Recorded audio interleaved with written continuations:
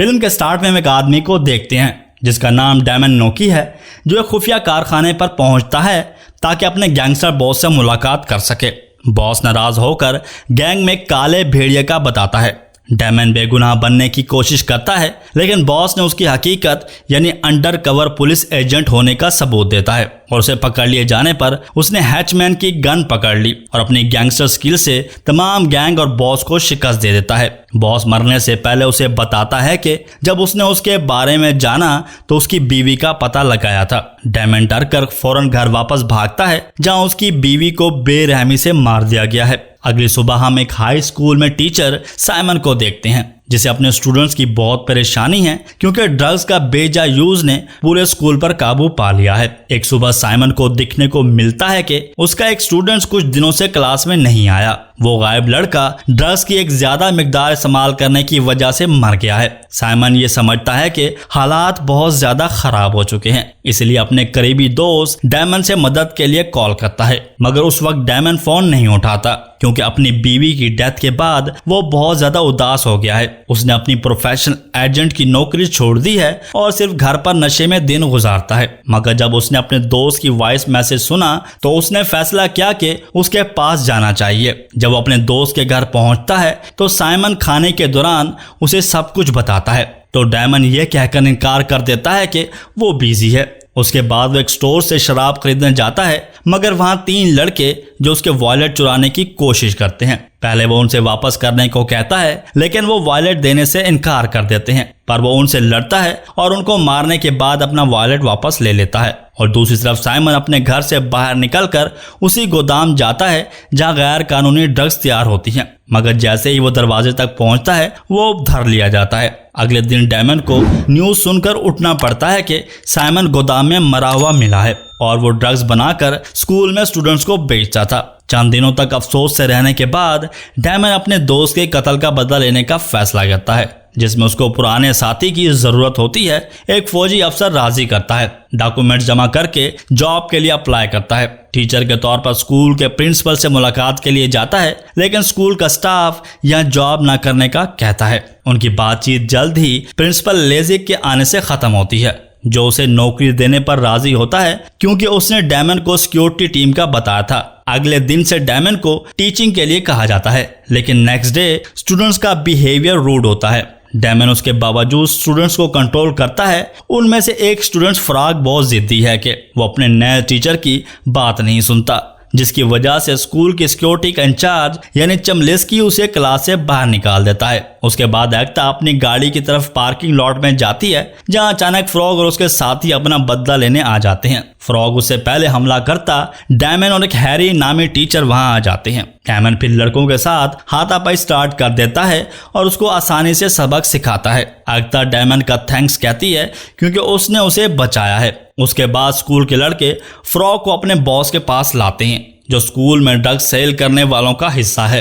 चंद लम्हों बाद उनका बॉस भी आ जाता है, जो कि स्कूल की सिक्योरिटी का इंचार्ज यानी चमलेस्की होता है। वो सब फ्रॉग फेस की बदतमीजी पर नाराज हैं। वो उसे सजा देते हैं और उसे धमकाते हैं कि अगर वो पकड़ा जाता तो उनके इनलीगल ऑपरेशंस को खतरा हो सकता था। अगले दिन स्कूल में सारे टीचर्स पार्किंग लॉट की फुटेज देख रहे होते हैं और डेमन की महारत को सहराया जाता है। सिक्योरिटी इंचार्ज डेमन पर शक करता है और डेमन से उसके बारे में सवाल करता है, लेकिन डेमन उसे हिस्ट्री टीचर का कहता है। उसके बाद वो क्लासरूम में जाता है सिर्फ ये देखने के लिए कि सिक्योरिटी की फुटेज स्टूडेंट के पास कैसे पहुंच गई। फिर स्टूडेंट उसे अपने स्किल्स के बारे में सवाल पूछते हैं और उसे कुछ मूव सिखाने के लिए कहते हैं। ये डेमन पर असर डालता है और उसे एक ख्याल आता है कि स्टूडेंट्स का मूड ताज़ा करने का तरीका क्या हो सकता है, इसलिए वो उन सबको बास्केटबॉल कोर्ट ले जाता है। उसने एक डील पेश की है, अगर वो उसे हरा देती हैं तो फाइनल एग्जाम नहीं होगा। जल्द ही कैमल भी आ जाता है, मगर जब उसे अंदाजा होता है कि डेमन नया हिस्ट्री का टीचर है, वो वहां से चला जाता है। डेमन उसका पीछा करता है और कहता है कि वो यहाँ साइमन की बेगुनाही साबित करने आया है। लड़का गुस्से से झगड़ता है, अगर उसने पहले मदद की होती तो उसका बाप जिंदा होता। डेमन अपनी गलती कबूल करता है और फिर कामिल भी डेमन की मदद करने के लिए राजी हो जाता है। शाम के वक्त एकता जो डायमंड के पास जाती है और ड्रिंक के लिए बुलाती है। बार में जब वो साथ होते हैं तो कुछ गुंडे लड़कियों को तंग करते हैं। डायमंड उन्हें कहता है कि लड़कियों को छोड़ दो, मगर गुंडे डायमंड पर हमला करते हैं क्योंकि वो लोग नशे में हैं। डायमंड उनके साथ खेलता है और उन्हें जोर से मारने के बजाय उनसे खेलने लगता है, जिससे एकता की चेहरे पर मुस्कान आ जाती है। बाद में उसे अपने घर इनवाइट करती है ताकि वो लोग एक साथ कुछ वक्त गुजार सकें। जैसे ही वो लोग घर पहुंचते हैं वो एक दूसरे को कसकर किस करने लगते हैं। जब तक कि एकता किचन में जाती है उस वक्त डायमंड को अचानक अपनी बीवी की याद आ जाती है, तो वो अचानक वहां से एकता को बताए बगैर चला जाता है। अगले सीन में एमिलिया अपनी दोस्त को ड्रग्स खरीदते हुए देखती है। इसी दौरान यारो उनकी बातचीत में दाखिल होता है और अपने दोस्तों से एमिलिया को पकड़ने के लिए कहता है। कामिल मदद करने के लिए आता है, मगर गैंग के लोग उस पर हमला कर देते हैं। कुछ देर बाद डायमंड स्कूल पहुंचता है और क्लास में डायमंड नीलेश निशाना से भरी हुई कामिल के चेहरे को देखकर हैरान हो जाता है। जब उसे पूछता है तो लड़का बस ये कहता है कि वो गिर गया और जख्मी हो गया। हमारा हीरो इस बात पर यकीन नहीं करता और क्लास से पूछता है, मगर कोई भी जुर्रत नहीं करता कि यारो के खिलाफ बोले। ये बात उसे महसूस होती है तो वो उनको खुद की हिफाजत के लिए ट्रेन करने का फैसला करता है। फिर वो हर किसी से अपने पुराने अड्डे पर आने को कहता है जो अभी तक खराब हालत में है। सिर्फ चंद दिनों में वो पूरी जगह की सफाई कर लेते हैं ताकि उसे इस्तेमाल के लिए तैयार किया जा सके। जबकि डायमंड के गुजरते दिनों के साथ साथ डायमंड इजाफी मेहनत करता है अपनी हिस्ट्री के लेक्चर में और इसी दौरान ड्रग्स रखने की जगह तलाश करने में कामयाब हो जाता है और पुलिस को ड्रग्स की इंफॉर्मेशन फराहम करता है। एक दिन ट्रेनिंग सेशन के बाद डायमंड पर्सनल ट्रेनिंग के लिए रुक जाता है। इसी दौरान कुछ लोग मास्क लगाकर आते हैं और डायमंड पर हमला करने लगते हैं, मगर जितनी भी तादाद में हो डायमंड को शिकस्त देने में नाकाम हो जाते हैं। अगले दिन डायमंड नोटिस करता है कि स्कूल के सिक्योरिटी मेंबर्स के चेहरे फूले हुए और लटके हुए हैं, जो उसे एहसास दिलाता है कि वो कल रात मास्क वाले लोग थे।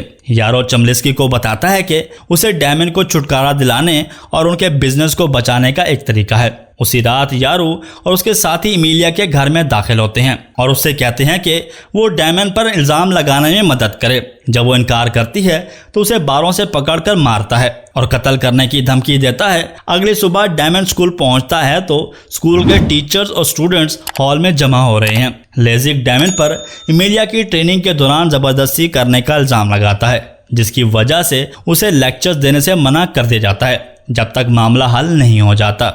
इसके बाद एमिलिया ड्रग इस्तेमाल करने लग जाती है। बाद में उस रात डायमंड एमिलिया के घर जाता है ताकि जान सके कि उसने ऐसा क्यों किया।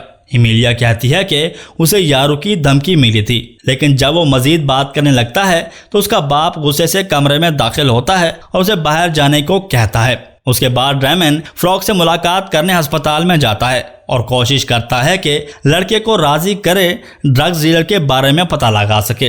फ्रॉग बताता है कि ड्रग्स स्कूल में नहीं बल्कि स्कूल के अंदर बनाया जाता है। उसके बाद जब डायमंड एकता के पास जाता है ताकि वो ड्रग्स के बारे में बता सके, लेकिन वो कुछ नहीं सुनती। डायमंड वहां से चला जाता है। डायमंड रात को स्कूल में छुप कर केमिस्ट्री लैब की तरफ जाता है तो उसे कुछ सबूत मिलते हैं जो ड्रग्स की मौजूदगी कंफर्म करते हैं। अचानक वो केमिस्ट्री प्रोफेसर स्टीफन को कमरे में आते हुए देखता है, जो ड्रग्स तैयार करने का काम करता है। जब थ्योन बाहर निकलता है तो डायमंड उसके पीछे जाता है। जब वो लोग ड्रग्स को डिलीवरी वैन में लोड कर रहे थे, डायमंड मोबाइल से तस्वीरें बना लेता है और वैन का पीछा करके खुफिया गोदाम तक पहुंच जाता है। अगले दिन डायमंड ने तस्वीरों को लेजिक और एकता को दिखाई, जो अभी भी यकीन नहीं कर रहे थे। फिर स्टेफन से इस सारे मामले के बारे में पूछा जाता है, जिस पर स्टेफन कहता है कि वो क्लास के लिए एक एक्सपेरिमेंट पर रात को काम कर रहा था और सिक्योरिटी टीम ने सफाई में मदद की थी। जबकि एकता एमिलिया के घर जाती है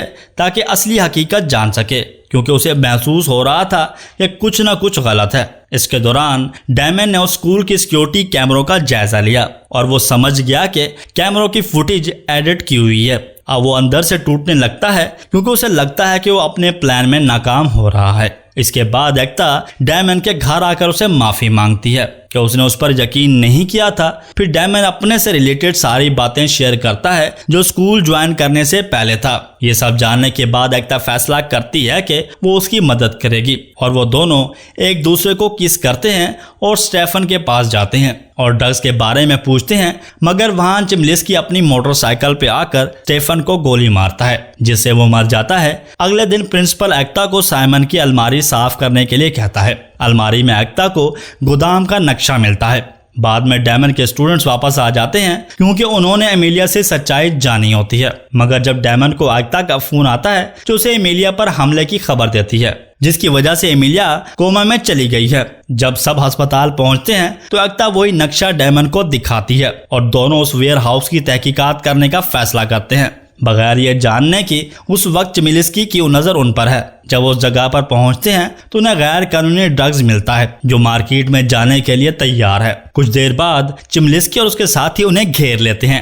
जो आखिरकार इस पूरे साजिश के पीछे वाला शख्स जाहिर होता है। हैरान होता उससे पूछती है कि वो ऐसा क्यों कर रहा है, जिस पर लेज़िक जवाब देता है कि उसने तालीम की अहमियत को ना समझने वाली मौजूदा नस्ल पर मायूस हो चुका है, इसलिए वो उन्हें वो दे रहा है जो वो चाहते हैं, यानी ड्रग्स। फिर वो अपने लोगों को उन दोनों को ख़त्म करने का हुक्म देता है, लेकिन उससे पहले ही कामिल और पूरी क्लास अपने टीचर्स की मदद करने के लिए पहुंच जाते हैं जो ड्रग्स के दलालों को शिकस्त देने में मदद करते हैं। झगड़ा दोनों पार्टियों के दरमियान शुरू हो जाता है। स्टूडेंट लेज़िक के बाकी साथियों पर हमला कर देते हैं जबकि डैमन चिमलिस्की के पीछे जाता है क्योंकि ट्रेन होने की वजह से वो चिमलिस्की को काबू कर सकता है और आखिरकार उसे मार देता है। उसके बाद वो एकता को तलाश करने के लिए बाहर भागता है और उसे लेज़िक के काबू में पाता है। लेज़िक डैमन को रोकता है लेकिन एकता लेज़िक की गन पर हमला करती है जिससे लेज़िक का ध्यान भटक जाता है और डैमन भी लेज़िक पर हमला करता है और डैमन लेज़िक को जमीन पर गिराने में कोई देर नहीं लगाता।